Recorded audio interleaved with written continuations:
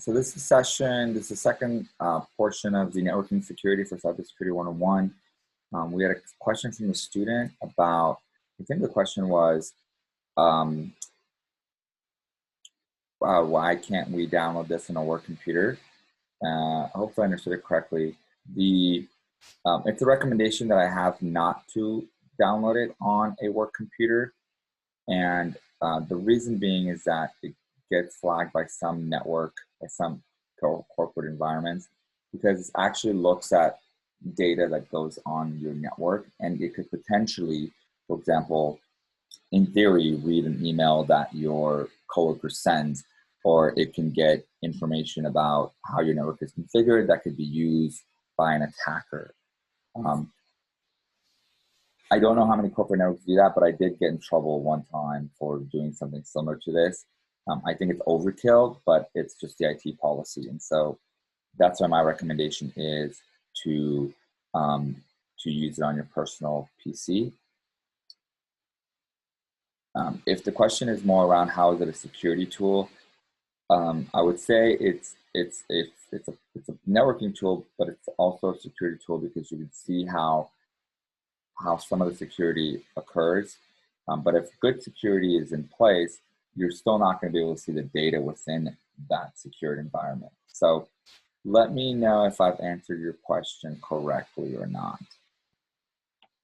Yeah, so it's more of a tool for gaining information than... Correct. Okay, yeah. Go ahead. No, yeah, I feel like my question was answered. It's an advanced tool. It's almost as close to advanced as you can get to see the data in a structured format on the network. And so what the tool does is it, just like I mentioned, the protocol is a language. It knows what those languages are, and it translates them to a way that's understandable by the user. So just like you can translate another language like Chinese, which has various structure, into a way that it's understandable for people that can speak English. It does something similar to that. So let's continue on then. I want to make sure I am recording, okay, which I am, and dive in more detail. So we went through this slide here. When you access website.com, your HTTP client or your network client contacts goes through your router, through your ISP networking devices, contacts the DNS server, and that holds a translation to where the actual IP address is of the website.com here. And then the HTTP client goes through your routers and connects to the actual web server. So let's go to the OSI model. And you guys see my PowerPoint? I hope. Just checking. Yes. Okay, I'm sharing just the PowerPoint. Okay, great. So this is a very, very important concept here. And because it's a very, very common internet question, interview question, and around networking or IT. And so you want to be able to explain it well. So first, the most important thing to know is that it's an abstract model. What that means is that networking isn't necessarily implemented exactly in the same abstract model. It's an abstract model, but it consists of 7 layers, and the top layer is called the application layer. So this is the browser to browser, or the HTTP client, like we showed earlier, which is your browser connecting to HTTP server like google.com. And that protocol communicates at abstractly what we call the HTTP layer. There's also, along with this, we will go into more detail, the DNS protocol that operates at the application layer, and other protocols as well. And the DNS, again, provides a translation of the name to the network protocol. And so data kind of goes down the stack. So once the DNS server translates the IP to a name, or name to the IP, that gets sent down this particular stack into what's called the presentation. And that information, for example, say the IP of it is embedded in a format. So in this particular case, the example is an HTML document for a particular what's called a network socket. And then further down, we go into what's called the session establishment here. And this here is, although it's not listed here, is, for example, a secure socket layer, which sometimes is listed in the transport protocol, but I really consider in the session protocol. And other protocols like here, yeah, like other protocols like RPC, for example, which we won't get into. And then further going down, the transport, which provides what's listed as end-to-end connectivity. This is the more technical connections between two networks, two computers. So in this example here, it has SSL to transport and session, and then TCP at the transport layer. The next one is the network layer, and that's what you're more familiar with and what we saw, which is the internet protocol layer, and which has the actual addresses similar to a phone number when one computer connects to the computer. There's other protocols within the router protocol, like IPsec, which is a secure version of TCP/IP, ICMP, which is actually what's called a UDP protocol. That's actually what ping uses. A UDP-based protocol, and it is an important concept, is what's called a connectionless protocol, which means that the packets aren't guaranteed or given high priority. It's maybe analogous to someone calling out your name in the middle of a cafeteria, and then maybe that connection will get through. However, other communication can drown it out depending how far it is. But connection-oriented and connectionless is a concept that's important to understand. So connection-oriented is the internet protocol, which guarantees to the point of the devices that allow you to communicate that the connection will occur. Or if it doesn't occur, if I can't connect, the actual device will get a return that says, I couldn't find that IP, I couldn't find Paul. But when you just yell Paul's name out in the cafeteria, you don't get that feedback back. Maybe it was heard, maybe it wasn't. And so as we go down, now we are on the physical address. And so this is when a switch usually connects to another machine, another switch within the network. So just like we saw the pings go from one computer to another, one router to another, well, below that, there's the routers communicate amongst itself with different addresses, and they find themselves on the network. There's various communications that happen, and that communication happens below the TCP/IP layer. And then lastly is a physical layer, where the actual bits, the actual physical connection, the actual light goes on fiber optic, or the actual bits and actual electrical engineering essentially happens. So I kind of liken this model similar to human biology and information systems. So when we're talking and we're having this communication, you can hear my voice and understand my voice, but all of this is really happening ultimately into the brain. So just as if I was to say, I'm getting in my car and driving to HEB, you have an image of how that's created. But ultimately, at the lower level, they're just electrical signals, but it's built, we have a brain and an information processor that can put all of that together. It could convert vocal, audio, vocal noises that we make into words, which are certain parts of our brain can convert that to pictures or images, which are just a way that our brain understands it. And then we can store that into memory. And then there's a return path, right? So I kind of think of that, and just important to know that it's abstract, but the key protocols to remember within this stack here is HTTP, DNS, HTML, TCP, SSL or TLS. TLS is a more advanced version of SSL. IP or Internet Protocol, IPsec or IP security, ICMP, which is, I forget the standard of it, but this is what ping uses. You're going to get far less questions usually about the data link or physical. But if you want to go into networking IT, be aware and understand the OSI model. Any questions before I move on from the OSI model? Raise your hand if everything makes sense that I just said. Michael, I think you're lying. Michelle, I believe you. And Amy is so far hasn't raised her hand, and that's totally okay. When I go into the more specific details of the protocols I mentioned, I think it will help make more sense. And so you can keep this handy and just bring it back to here when you would go to the more specific protocols. So let's dive in to the TCPIP protocol first. So the TCPIP protocol is often called the backbone of the internet, but I actually think that's a really bad analogy. It's more like the nervous system of the internet, in my opinion. And I say that because it's the network connections. It represents literally the network connections between every device on the internet.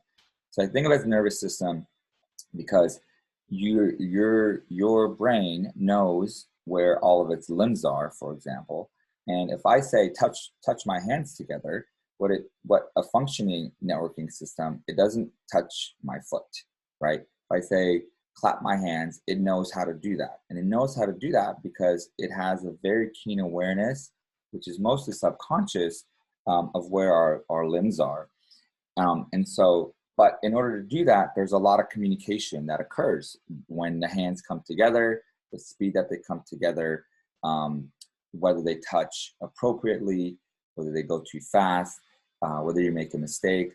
All of those things require a lot of networking communication between various ports, between your fingers, between your hands, between your shoulders and muscles, and everything like that. So there is a link here that I really like, just at this detailed TCP/IP communication. So now that I recommend to look. Now let's go more specifically on the TCP/IP protocol. And TCP stands for Transport Control Protocol. And a simplified version of it is that it's a mailboxes to send and receive information, or ports. And there's some common ports. So port 80, for example, is the HTTP port, and port 443 is the SSL or TLS port, and port 53 is the DNS port. So what that means is that if you have an HTTP server, google.com, google.com is going to occupy or going to be listening on port 80 or port 443 because it's mostly SSL and networking communication. But your DNS server is going to be listening on port 53. So they're not going to stomp on each other and be listening on different ports. I use the mailbox analogy because if I want to send a letter to the IRS, or I want to send a letter to my congressman, or I want to send a letter to Michael, they operate different ports and they're going to provide different services. IRS can provide tax services. My congressman's going to ignore my email, and then my mail, and then Michael might respond if I send him a thank you card. So TCP, one of the things it represents is the ports. There's also very typical common communication, which is called, and this is also important to know for like networking interviews, the typical communication is a SYN and to the server, an ACK, excuse me, a SYN, which says, hey, are you there? An ACK, where the server says, yep, I'm there, and I'm here. And then a SYN-ACK that says, okay, now that I confirmed you're there, now we're communicating successfully. So in the mailbox example, maybe a more refined example might be, I'm going to send a letter to confirm that Michael is at the address that I think he is. And then only if I get a return back that says, hey, I live here, then will I confirm communication. Because perhaps Michael doesn't live there anymore, and that information is sent to someone else, or it never makes it, and then anything I send to him after that never makes it as well. So TCP/IP communication usually consists of SYN, ACK, and then SYN/ACK from the client to the server. I'm going to pause 1 second because I need to plug in.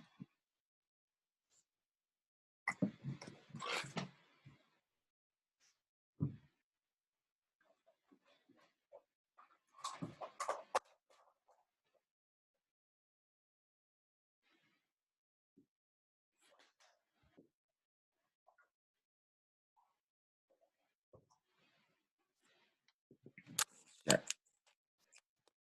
Shoot.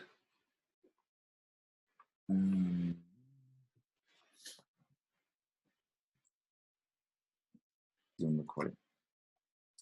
So as I mentioned, the TCP is what uses similar to mailboxes. It communicates with ports. Typical ports are 80 for HTTP, which is non-secure, 443 for SSL, 53 for DNS. And the typical sequence starts with SYN, ACK, and then SYN/ACK. So now let's go to the IP protocol, which stands for Internet Protocol. And this is the address of the networking device on the internet. Again, it's very similar to the example I used, which is a phone number to a name, and that name, that's the DNS, excuse me, but it's just a phone number to a phone number. And there's two types of IP addresses. One is IPv4, which is 5 octets. This has 5 octets here, and they're each they're 5 octets essentially. And the IPv6, which basically can be alphanumeric. And the reason IPv6, so IPv4 was created maybe 30 years ago when we thought we would only have 4 billion computers on the internet. And what we found is that there can be a lot more. And so IPv6 was created so that it can support a lot more addresses essentially. So, you know, the example could be a license plate. You can have license plates that are just numbers, but then you have the possibility of having more cards in the state than the number system allows. And so that's why license plates support alphabetic numbers as well. So again, go to this website if you want to see more detailed TCP communication. And I'll show you now a diagram, which I think pulls this together a little bit more. So here's the TCP/IP session establishment sequence. Like we showed, client and server. So this is client and then google.com or DNS server. So over TCP/IP, it makes a SYN connection or SYN request. The server sends a SYN/ACK. Then the client sends an ACK, and then saying, by the way, now that I know you're there, it does a GET on a particular HTML file, which is done over HTTP. And then now that we've established the HTTP server, the server sends the HTTPL request or the CSS response. And then once the client has successfully processed that, it will close the connection so that it can be used by other processes.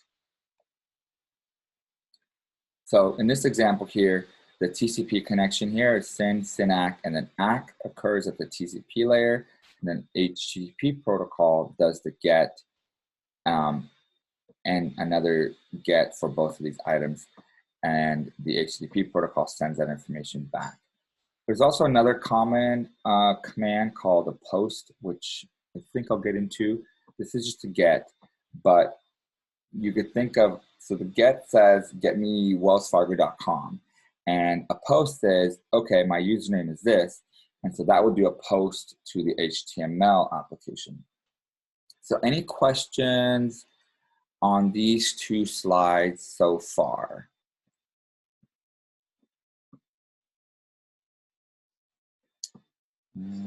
Michelle, do you have a question? Or just your hand is raised?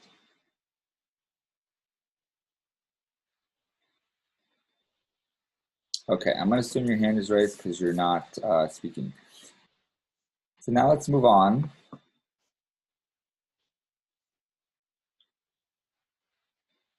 So now I wanted to bring this, some of what we talked about into actually using tools.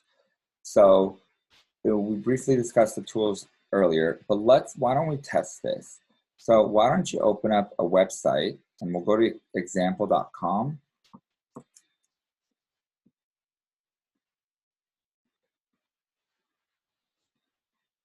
And if you're on example.com, go ahead and raise your hand.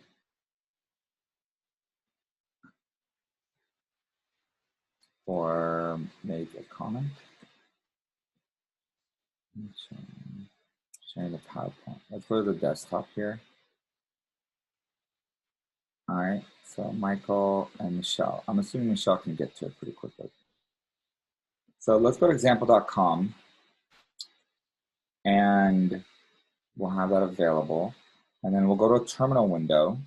So either terminal in on the Mac here, you can search for it, or you can open up a command window on a Mac, excuse me, on a PC. And there's a link in the PowerPoint and a link in the chat on how to do that.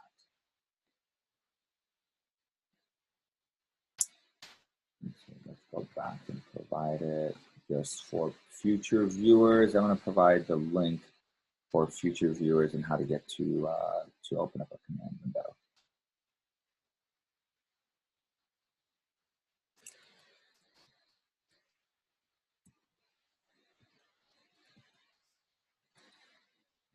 Place along and get posted here.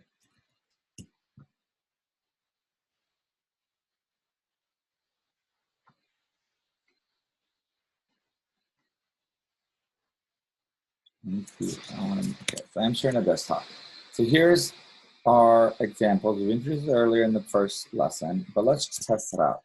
So launch ivconfig on Mac or do ipconfig, which is not going to show up exactly what we need on Windows. I'm going to do an ivconfig and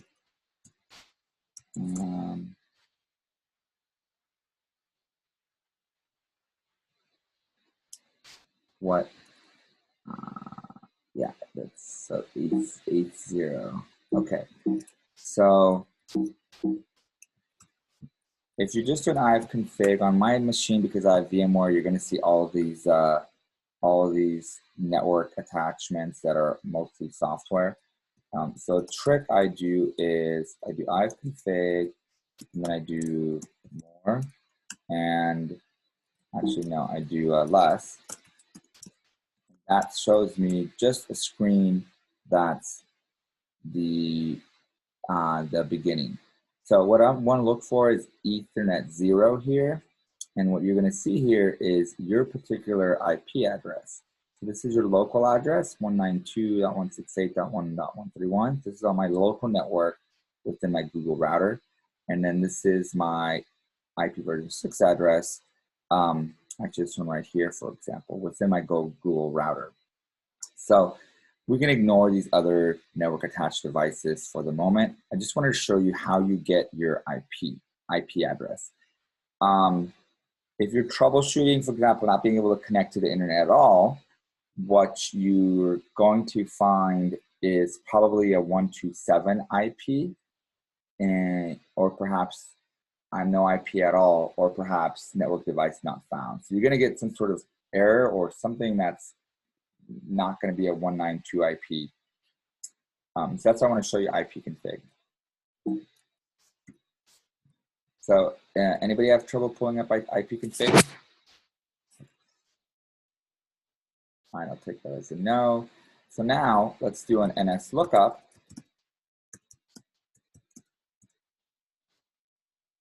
Example.com. And so what we see here is this particular IP address.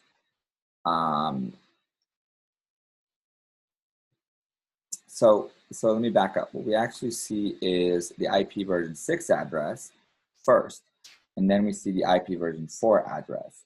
And this is so that the future of networking, there's a transition. You can't convert the entire internet to IP version 6. And so the participating websites convert and basically provide services on both protocols.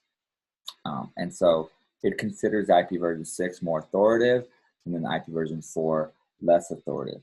But for our training, we're going to just be focusing on the IP version 4. So can anybody tell me what NSLOOKUP does? What is the value and purpose of NSLOOKUP? And you can just, you can raise your hand if you want. Looks like Michael has his raised hand. So Michael, go ahead and explain NSLOOKUP for us. So it's still raised from earlier, but I mean, it looks like it's grabbing some of the information from the website. Like, I mean, I can see it shows the IP address. I'm not sure what else I'm looking for. Honestly. So it shows the name of the website and then it shows the IP of the website. How does it know this? I'm not positive. Okay, so I'll give you a hint. Let's go back to this. Here's a hint. So here's a big hint. The diagram's not perfect, but it should have the key components. So it asks the DNS server and the DNS server tells it? Correct. So before it goes to website.com, it's transparent to the user, but it actually goes to the DNS server. It says, I need to get to website.com. The DNS server says, well, this is the IP 93, something like that. And then it says, thank you very much. And then it goes directly to the network via the TCPAP protocol. Gotcha. And Thank you. And the NSLOOKUP, if there's problems, will show us an error of some sort. So if I do, it'll be record not found. So if I do some website that doesn't actually exist, it'll say server can't find this particular record for that particular IP address for that domain. You had a question? I got it now. Awesome. So now let's go a little bit deeper into domain name system. I always call it domain name server, but it might be domain name system. So as I mentioned, it translates readable names to networking address, much like a person name to a phone number. And with the networking tools I showed so far, you're not going to see the particular protocol or language that's used. You're not going to see the specific details of that. The way to see that is through Wireshark, and there's a filter that you can perform. DNS, this is an OR, and UDP dot destination port equals 53, or TCP dot destination port equals 53. So what this says is only shows me the traffic only show me DNS traffic on that particular port. So let me see if I can show you an example.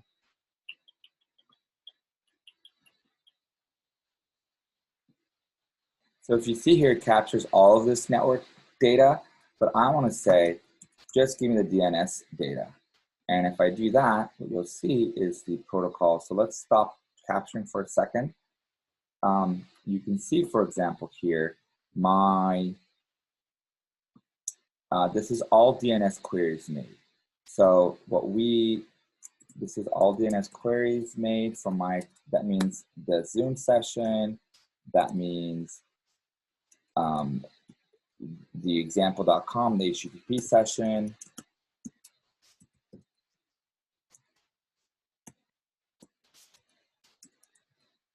and I should be able to now, yeah, so this is all the DNS data. And what I just want to show you here is really show the way it's done. So this performs a query on example.com, and I can narrow it to that. And then there's a response from the DNS server. So that now I can narrow it some more.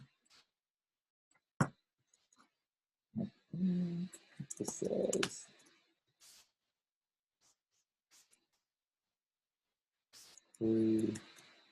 name equals example.com. So this says, give me all DNS queries that relate to example.com. So what we're going to do is we're going to, now that was done, it's still, okay, so let's do this. So let's restart it. And now I don't want to save it. And so now what I'm going to do is I'm going to go here, I'm going to do an NS lookup and say example.com, and let's see if this works. There we go. So now we see that my computer made a query to my DNS server, that IP at v6 address, and said, give me the A record or the answer record or the address record for example.com. Then the DNS server said, all right, this is it. And then it brought back that particular IP. So what we see is the source, this is my computer, and then destination, which is the DNS server. And that's not example.com, right? You see the IP version, IP here, which went to my computer. And so now, this shows the DNS protocol, and that's what I basically want to show you. Any questions on that?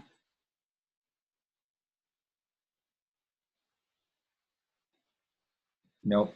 So the cool thing about Wireshark, right, is if you have to really troubleshoot the protocol, which you might have to do in a IT role, you might find that some computers are not able to translate the particular network address, and it might be helpful to put in a Wireshark. Wireshark is usually really helpful if you ever suspect that you've got any sort of bots on your computer, because you will see the connections that it's making, that's attempting to make. But most importantly is you will learn this particular protocol. You can find the definition of the protocol which I haven't in my slide, but you can look at what's called like the DNS, you should do a protocol diagram perhaps. And you go to images, you'll see the examples here.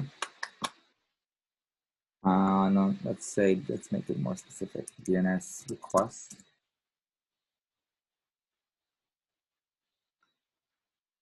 Where's the RFC? There is, or actually maybe I need to do a DNS header.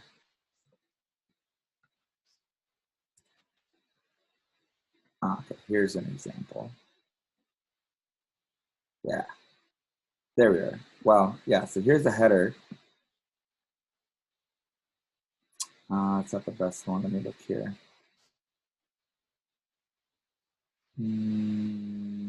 Okay, so if you look at the DNS header, if you dive more into it, you'll see what the particular protocol requires. And so with Wireshark, you can see how this occurs. This is very, very detailed. Don't get me wrong. But the reason I bring this up is because you can see why these particular fields or variables are used. So, for example, we did the DNS query name, but let's see if we're able to see DNS.status. Okay, so status probably maps to something else, or the DNS.a is the maps to something else. But that's the reason I wanted to show you is that the Wireshark, you're able to dive into a particular protocol.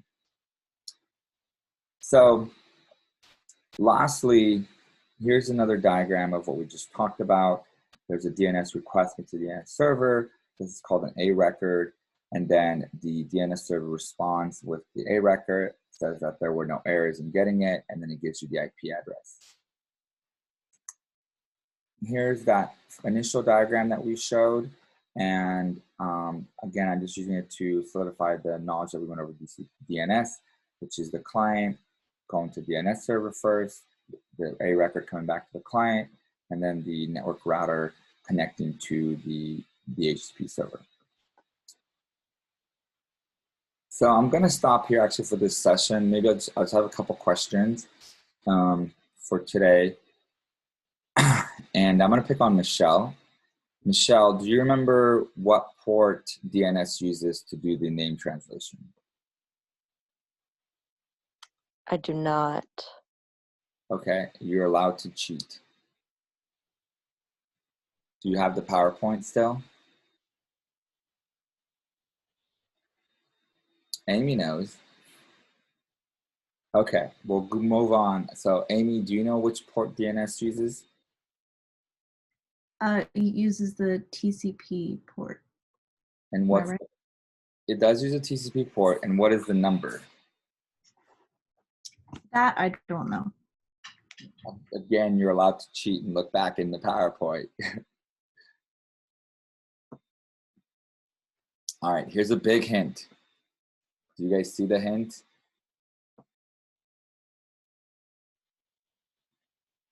Michael raised his hand. Do you know which port DNS can use? 53. 53. All right. There you go. Hard to hint. Good. I bring this up because if you're going to be interviewing for IT position, networking position, this is a very common question, and you want to just be able to rattle it off. So the common ports, DNS 53, HTTP 80, SSL 443. If you get this question and you don't know, then you will probably fail the interview or just not be a strong candidate. If you know the SYNAC sequence, that makes you a stronger candidate. So this is, don't be mad, but the Zoom session is going to kill me. It goes by so quickly. But I think that's enough to digest. I would recommend to look back to the slides that I provided, and you can go forward. And then our next session, we'll start diving into more of the other protocols.